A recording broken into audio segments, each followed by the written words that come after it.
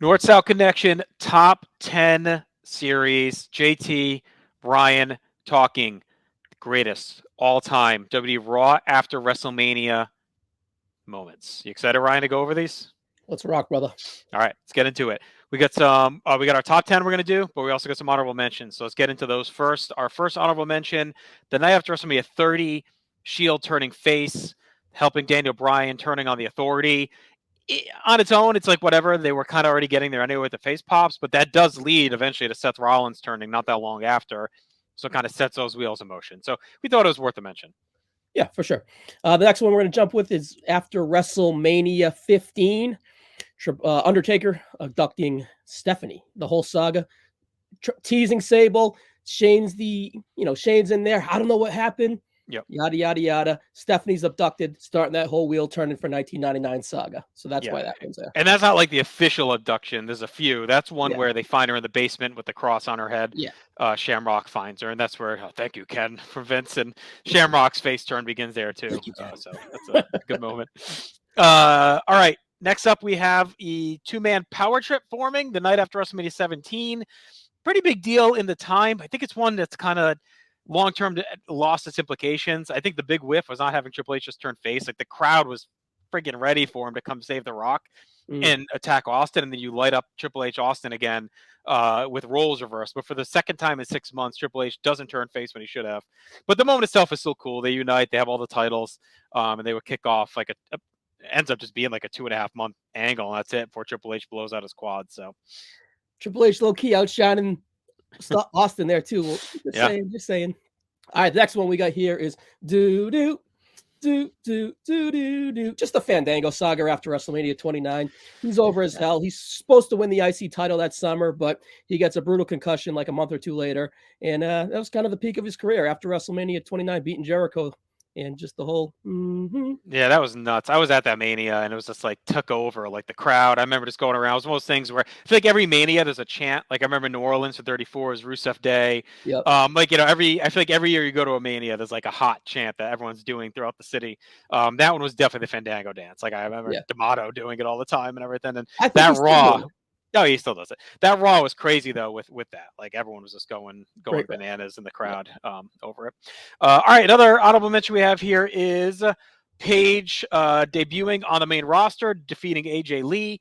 Again, in retrospect, I think the importance is actually not too bad here. I don't think it drops off that much because Paige was one of the first real NXT call-ups. I know the Shield had come up, but Paige was like one of the people were following as they started to watch NXT. You heard everything Paige and Emma with the women's feud on NXT. She comes up on the main roster and immediately wins the title from AJ and kind of unofficially kicks off the next era of the women's wrestling and women's revolution WWE with eventually Charlotte and Becky and all them coming up later. But she was kind of the forebearer of that. So this moment was a big one at the time. Yeah, the next one we got here is after WrestleMania 13. Brett, I guess, officially turning heel. He doesn't align with his brother-in-law and brother yet. It's this night after where he interrupts Taker and Sid in the main event. But this is where he posts Shawn Michaels on his bad knee. Yep. And he just, the whole saga of Bret Hart turning heel that summer and spring starts the night after WrestleMania. Yeah, we'll be tracking that on Wrestling Warzone. So that's every other Monday here on the North-South Connection. It's an audio-video format. It returns April 17th from hiatus, and we are getting close to this. We're like at the very end of 1996. We're just after In Your House. It's time. So we're really going to be tracking now the Bret Hart heel arc. So make sure you subscribe to the channel with the button here below and follow us because Warzone returns and we're getting to a very hot time in the Monday Night Wars. 97's awesome, WWF and WCW. So we'll be catching up on that moment very soon. Bret's heel turn. The week after is when he hugs Bulldog and Owen and reunites them. So that'll be exciting. Very similar to the Taker abduction, where it's just kind of a building block to kind of throw in there in your honorable mention. All right, we got two more honorable mentions left. I'm going to cover the one the night after WrestleMania 11. That is Sid and Shawn Michaels. Shawn Michaels' face turn. Shawn infamously gives Sid the night off after he botched the finish at WrestleMania for him. And it doesn't actually air. They aired it the next week. And I think a syndication that week as well. But Sid ends up powerbombing him like 3 times and lands hard on Shawn's shoulder. And Shawn ends up being out of action until King of the Ring. And then he comes back as a full-blown face. So that's really, I think you could argue, I mean, that's only the third Raw after Mania. I think it's the first time they did something that was like a big deal the night after Mania, because in 93 and 94, I think both of those were actually pre-taped episodes. They were canned, so they weren't live. I know 93 definitely was, because they weren't getting back from Vegas to New York to do Raw in the tiny Manhattan Center. And I'm pretty sure, I think 94 may have been taped as well, but if not, it wasn't anything special going on that night. So it really is. This is like the first, we're live the night after WrestleMania, and a big angle happens. Yeah, and the last honorable mention here is Shawn Michaels' retirement speech. He gets the big hug with Triple H at the end. It's just a nice moment, a nice end to a great career. And maybe another retirement angle is more prestige, we'll say. But, this is just Shawn Michaels classily going out, and, it warranted an honorable mention. Yep. All right. So that's our honorable mentions. There's a couple others that aren't on this list altogether that were, well known, stuff like Bobby Lashley's return and stuff. It's stuff like the Enzo and Cass and stuff debuting was a big one that we didn't mention. But we're going to get now into our actual top 10. So I'm going to reiterate just now, if you subscribe, you're going to get a lot of content like this. We're excited to do these types of videos here coming off WrestleMania and into the rest of the year on various wrestling topics. Ryan, what do you got in our number 10 slot? All right, it's the big dog. It's my yard now. What? I was there live, so it's a little sentimental to me. Not much substance other than just standing, booing, pure rejection of Roman Reigns. And then the epic, it's my yard now, drops the mic, and he leaves the continuous boos. Imagine if they went there. To me, that's the miss, and that's why this could have been like a top 5. Yeah. He beats Taker clean at WrestleMania, shows up here, says this is my yard, and kicks off a heel turn where he says, like, F the fans or whatever, like, you didn't back me, now it's my time. And we don't get that for 3 more years. So that's why, to me, this moment is still cool. Yeah. And it definitely leads to that down the line, but it's like a 3-year build from here. So to me, it's just not, the importance is down because the immediate follow-up wasn't much. He just went back to doing Roman Reigns stuff. Like, it wasn't anything different, Yeah, it was just still Vince forcing him down our throat, but this could have been a big moment, but it was a cool moment. All right, number 9, John Cena, The Rock. The night after WrestleMania 27, Rock was the host. He came down, got involved in the match with John Cena and The Miz. And infamously, the next night, they make the main event for the next year's WrestleMania. Only time that's ever been done. So they had the main event set a year in advance, John Cena and The Rock. They'd eventually get there. Some call it a celebrity versus wrestler match, but it's really just two of the great wrestlers of all time going at it. It felt like a modern day Hogan Warrior by the time we get there. The night after was cool, though, that they did that like a year in advance. Yeah, it built to an interesting year, give or take interesting. The next one here, number 8, is Goldberg debuting. Just highly anticipated, rumored forever, ever since WCW closed, and Hollywood Rock ready there for the taking. Rock runs him down, Goldberg with an impactful spears, and then it builds to a fine match in Worcester, Mass.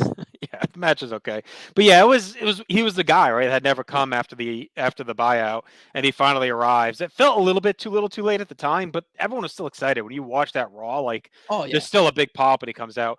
I also think there was a vibe that they should do Goldberg Austin. I don't think anyone realized on that night how messed up Austin was and that he was done. So they do go Goldberg Rock, but it definitely was cool because he interrupts another Rock concert and lays him out. So, if I may add, Backlash 03, the next pay-per-view on Ruthlessly Aggressive podcast on the NoSo network. There you go.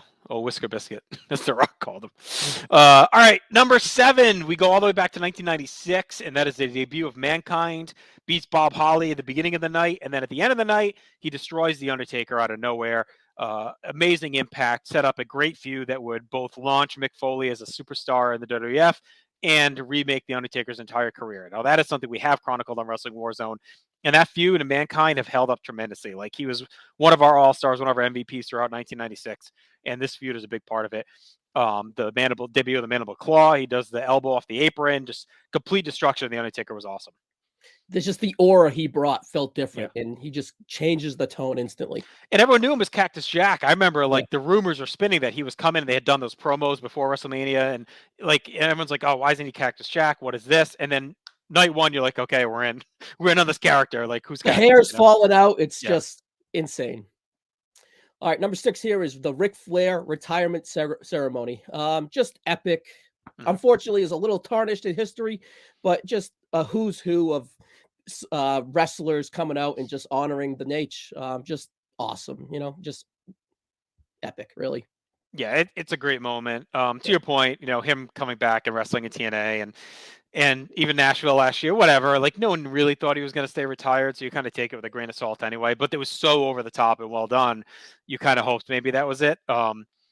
So Yeah, whatever. it's just But a total class act of it doesn't take away how from the it should be moment. done. If you look at it as like an honoring versus a retirement ceremony, then Yeah. it almost hits different. Like it's like we're honoring the legacy of Ric Flair. And Flair's so great at it and everything. Yeah, well, it's real. He's breaking down. All right, let's get to our top 5. Number 5 is a tough one, but to me, it's still the craziest thing to happen in wrestling history. I can't wrap my mind around it that this occurred. That the Ultimate Warrior, after 15 years being gone from, how long was he gone? From 96 to 96, almost 20 years, right? Almost 20 years 18. gone from the company. And he makes his big return, WrestleMania New Orleans, goes in the Hall of Fame, all the bad blood, all the animosity, comes back, finally makes amends. He goes to the Hall of Fame, comes up the next night, first time on Raw since 1996, cuts his promo that in the moment, almost you're like, this guy sounds like he's eulogizing himself, but maybe you're just thinking like, all right, he's just saying goodbye to his career, whatever it is, right? But he had made some deals. He was going to have figures and all this other stuff. And then like the next night, I remember Triple H tweets like "R.I.P. Ultimate Warrior," and it's like, what the fuck happened? Like, did he kill himself? Like, it was crazy because you're trying to figure it out. Like, what are the odds that he just literally, after all these years, came back and he dies the day after? It is like absurd to me. And I mean, he didn't look good in the promo. Like he's huffing and puffing. He looks like he doesn't look good, but still, like he could have died 2 days before, 2 weeks later, and it's like okay, but to literally die the night after that Raw promo is crazy. It's sad, really. It's just, but if you go back and watch it with everything you said, it's mind blowing. It's nuts eerie to me. Yeah.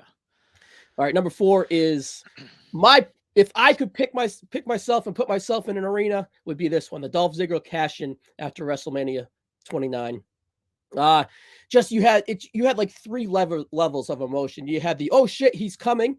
The oh no, when Del Rio grabs his arm, this isn't going to happen, and then the pop of when he wins. So they put you on a roller coaster of emotions, and I don't know. That's just the ultimate goosebump moment for me to go back and watch. And you could make a case for that being an all-time cash-in too. So just it's probably I think it's maybe the greatest, other than Edge's first one. Probably those are probably you get the top Rollins 2. too. Those are the top 3. Yeah, top three. Those are the top 3. Yeah, I mean, being at that Mania, he was super over. People were hoping it was going to happen that night. I remember, like they were kind of thinking maybe he would cash in the Del Rio. That match was totally dead in the water. Yeah, so they thought it was going to happen then. And then after that night, it's like, all right, if it doesn't happen here, like, what are they waiting for? Because he was so over, he had teased it so much, and that was just the perfect crowd. I think that's the kind of template. Yeah. Night after WrestleMania crowd. This you kind of hate him, but you kind of love him. It's the first one that's really all in on the chance and kind of taking over the show. It hadn't really happened to that point, and that kind of set the future, for better or worse, kind of set the future template for the expectations. That they don't meet many other times. Like it's become a thing where the Raw after Mania is such a big deal, but it's been hard to really carry that legacy on. You got the overseas mixed with the Northeast, and that's just made for the perfect formula of a crowd. Yeah, and coming off kind of a shaky Mania, so there's like a little angst, like to what are we doing? Yeah. All right, let's get to our top 3. Number 3, Brock Lesnar. Now we didn't mention it as an honorable mention, but it could have been on that list as well. His debut in 2002 after WrestleMania 18, he comes out and destroys everyone. That's his first debut. The one we're talking about, number 3, is his return to the company in 2012, the night after WrestleMania 28. John Cena loses to The Rock, and out comes Brock Lesnar to kick off his year from hell. Brock destroys him, and they have an epic match at Extreme Rules the next month, an all-time classic. And who knew at that point that Brock was going to stay around? There were rumors he was just in for that match, and then he was going to leave. Was he back full-time? He goes to do the Triple H shit, which is kind of shaky. But now we look back, like, it's a big deal that this dude came back because he had an epic 10-year run after that, 11-year run, where he's been a top-notch, bona fide superstar Hall of Fame main eventer. But if you look at the picture on the screen from that night, he still looks like old Brock. It's crazy to think like that's this run. Yeah, he still got the short hair. Like everything looks like old Brock. And then of course he evolves as we go. Yeah, 10 years from the debut too. Yeah, it's a lot of synergy in his entire run. Yeah. All right, number 2 here is pure nostalgia. It's the night after WrestleMania 18. It's Hogan returning to Montreal, and then they just kind of take it in, the embrace, similar to Roman, but like on a nostalgia base and pure acceptance. Roman, he's been hated forever the last 5-10 years on the internet. People are sick of him, whatever, but he got him that night in Toronto with The Rock, and it flew over there. And then he had like another 18-month run past then as Hulkamania. So, well, that's why that nostalgia came out of nowhere, because he was so despised. 99, 2000, WCW. A lot of fans of the internet hated it. Holding down everyone. Get out of the way. We're tired of Hulk Hogan. He's washed up. He comes in. He's got, in the build to Mania 18 is not great. Like, No Way Out's kind of shaky. The Mack truck and all that crap. But then they have the face-to-face and the build-up, which is good. The match is all time. And then this next night, I think even he's shocked when he comes out. And the crowd that just welcomes him back in that moment. It was like, Hogan is back. The nostalgia is here. All-time classic. We debated all these top five. Like, I think any of these top five could have been 1 to 5, right? And this could have been a 1. But our number 1 is, I think, the first official oh shit night after WrestleMania moment. We had a couple before that. We talked about Mankind. We talked about Brett. We talked about Sean and Sid. But really the first, like, here we fucking go, is the return of Sean Waltman as X-Pac. He's not even X-Pac that night. I think he's just like the kid, they call him, whatever. Yeah. He makes his surprise return. Then after WrestleMania, in where's that show? It's in Albany. It's Albany. Okay. So he makes a return there. He had been fired notoriously by FedEx, because he was injured or whatever. So he wasn't even cleared to wrestle. He doesn't wrestle until June. But he comes back here and he cuts an awesome promo, shit talking Bischoff, shit talking WCW, the stuff that WWF wasn't doing at that point. Jeff Jarrett did it a little bit in the fall when he made his return. But X-Pac just really was like a salvo. Like, WWF is fucking back. We had Mike Tyson, WrestleMania 14, Steve Austin's on top. But then the big question was, what's going on with DX? Because Shawn Michaels was hurt. He looked like he was going to be taking time off. Here we go at the end of the night. So Triple H comes out with Waltman, with the kid. They're clearly together. By the end of the night, the New Age Outlaws are indoctrinated to DX. They destroy Chainsaw Charlie and Cactus Jack in the cage. And then they're standing on top of the cage, the new DX, Triple H, X-Pac, and the New Age Outlaws. So just an epic, like, bookend of that Raw. Yep, for sure. You got the awesome Triple H my ball promo, dropping the ball. Yeah, promo. That's all part of it. Yep. The Farouk is officially out of the nation. Yep. You got the new Wing Eagles out, and then the new Attitude Era belts in. Yep. Triple H, Stone Cold and Vince saga really kicks off. Yep. Just a really epic Raw. And that's the best. That's the most memorable part, is the X-Pac. Yes. When you think of that, around the X-Pac moment. Yeah. All right, that's our top 10 greatest WWE Raw after WrestleMania moments. If you like this list, again, like it, subscribe it, leave some comments. Like, what are your favorites? Did we miss any? Did we screw this list up completely? Hopefully you enjoyed it. We're going to do more of these top 10 and other quick hit videos. That's Ryan. I'm JT. Check us out, northsouthconnection.com, and on YouTube and on a podcatcher app. We'll talk to you soon. Later.